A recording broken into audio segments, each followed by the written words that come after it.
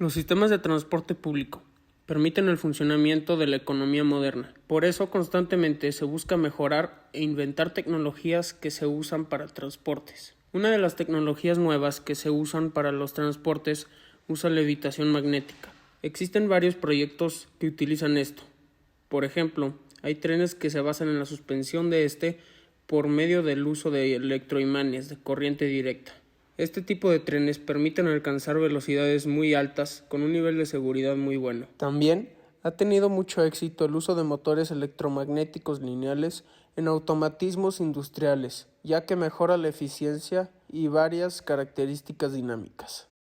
El prototipo debe instrumentarse para medir distancia recorrida, velocidad, consumo de energía e intensidad del campo magnético. También debe incluir un freno electromagnético externo y el efecto de frenado debido a la inducción de corriente a manera de freno regenerativo. El prototipo se modeló en SolidWorks, como se puede apreciar en la siguiente imagen. El modelo incluye una base de madera, en la que están recargadas dos varillas de cobre, por las que se desplazará una barra de cobre también. En la base de nuestro modelo se encuentran los imanes, acomodados como el arreglo de Halbach, que explicaré más tarde. Y después de los imanes, hay una bobina que se va a usar para el frenado de la barra. En SolidWorks también se pudo hacer la parte de las mediciones, que fue muy importante y muy útil para hacer los cálculos numéricos de nuestro modelo. En la lista de los materiales de construcción se incluyen las bases, que son de madera de cedro, imanes de neodimio, ya que son los imanes que crean un campo magnético más fuerte, las varillas, el cable solenoide, la barra deslizante y el alambre del embobinado son de cobre. Es importante decir que el cobre tiene una resistencia de 8.4 por 10 a la menos 4 ohms y su constante de fricción del cobre con cobre es de 0.3. El núcleo de la bobina es de hierro. Esto es porque el hierro es uno de los 3 elementos de la tabla periódica que son ferromagnéticos a temperatura ambiente. Hay dos pilas que son de 9 voltios, una para el motor y otra para el solenoide, los cables para conectar las pilas y pegamento UHU para acomodar los imanes. Se usa el arreglo de Halbach para crear un campo más fuerte en un lado y reducir el campo en el otro lado. Este arreglo se usa para crear una fuerza de levitación que hace funcionar hasta el tren maglev. Y para hacerlo se tienen que acomodar los imanes con los polos desfasados, generalmente a 90 grados, como se puede apreciar en la imagen. Funcionamiento del motor. A través de los rieles hay una diferencia de potencial eléctrico producido por el voltaje de una batería.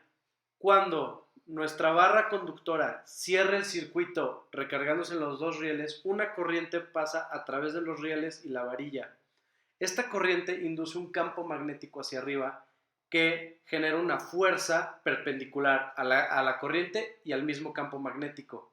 Esta fuerza acelera la varilla en la dirección de los rieles hacia el freno magnético. Del otro lado de los rieles hay un solenoide con un embobinado que, cuando se le pasa una corriente a través de él, genera un campo magnético que ejerce una fuerza contraria a la fuerza electromotriz que es generada en la varilla por la corriente de los rieles.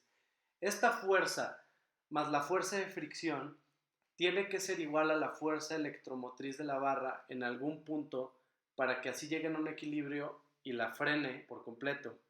Metodología. Bueno, para poder llegar hasta nuestra ecuación que modela la velocidad respecto al tiempo, tenemos que calcular varias cosas antes. Por ejemplo, para calcular la fuerza neta, también tenemos que considerar que existe una carga dentro de la armadura, por lo que la fuerza neta va a ser igual a la fuerza eléctrica más la fuerza magnética una vez que ya se movió considerando las cargas. Estas son las fórmulas de la fuerza eléctrica y la fuerza magnética, y al final la fuerza neta quedaría así. También, las fuerzas que actúan sobre la barra para que se mueva es la fuerza magnética y la fricción. Y según la segunda ley de Newton nos dice que masa por aceleración es igual a la suma de fuerzas. Y sabemos que la aceleración es la derivada de la velocidad respecto al tiempo. Entonces nos queda así. Una vez con esto, también sabemos que según la ley de Ohm, podemos encontrar la corriente en cualquier momento durante la aceleración, por lo que la corriente queda como esto. Simplemente sustituimos la corriente en la anterior ecuación que nos quedó, que usamos la segunda ley de Newton, y sustituimos y despejamos para la fuerza neta y nos queda esto. Una vez ya despejado para la fuerza neta, Podemos igualarlas, la primera ecuación que sacamos de fuerza neta con esta, y nos quedaría esta ecuación diferencial, que también si la derivamos y la resolvemos nos queda el modelo de la velocidad respecto al tiempo. Eso sin tomar en cuenta el frenado. Tomando en cuenta el frenado sería lo mismo, pero ahora tendrías que sumarle una fuerza en contra de la fuerza, o sea, una fuerza en contra de la fuerza magnética. Y ya sumando todo esto, al final nos queda esta ecuación diferencial, haciendo lo mismo que antes, y este modelo de la velocidad. Una vez que obtuvimos nuestra ecuación diferencial, está en términos de constantes. Entonces, utilizamos MATLAB para introducir todos los datos de nuestro prototipo y poder así sacar las siguientes gráficas. En la siguiente gráfica podemos observar una comparación de la velocidad contra el tiempo. Para poder reducir esta velocidad, se podría aumentar el número de revoluciones que tiene un solenoide, así aumentando el campo magnético. En la siguiente gráfica se puede observar cómo es que tenemos que colocar los rieles a 15 milímetros de los imanes para maximizar el campo magnético que se va a producir. El Tren MagLED es una aplicación a todos los conceptos que estuvimos trabajando durante este proyecto, el cual realmente es el futuro de medio de transporte debido al bajo impacto ambiental que tiene. Esto gracias al funcionamiento del mismo que le permite funcionar sin ningún combustible fósil, por lo que no genera emisiones. Claro, siempre y cuando la energía provenga de fuentes verdes, porque en el caso de que provengan de fuentes fósiles, sí generaría un impacto ambiental y no sería del todo verde.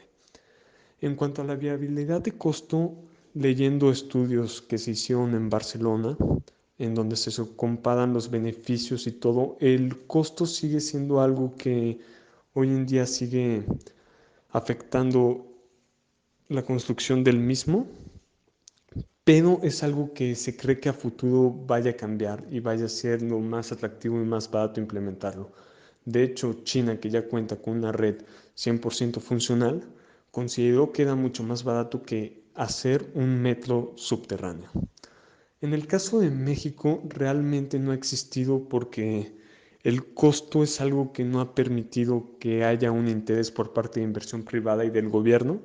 Y esto se puede ver muy claro en la construcción que se quiere hacer del Tren Maya. El proyecto que se tiene es de construir un tren convencional que funcione de diésel, no eléctrico ni renovable. Entonces, en México, ojalá en un futuro pueda existir esto, pero en el momento no se tiene un plan serio de llevarlo a cabo por parte del gobierno.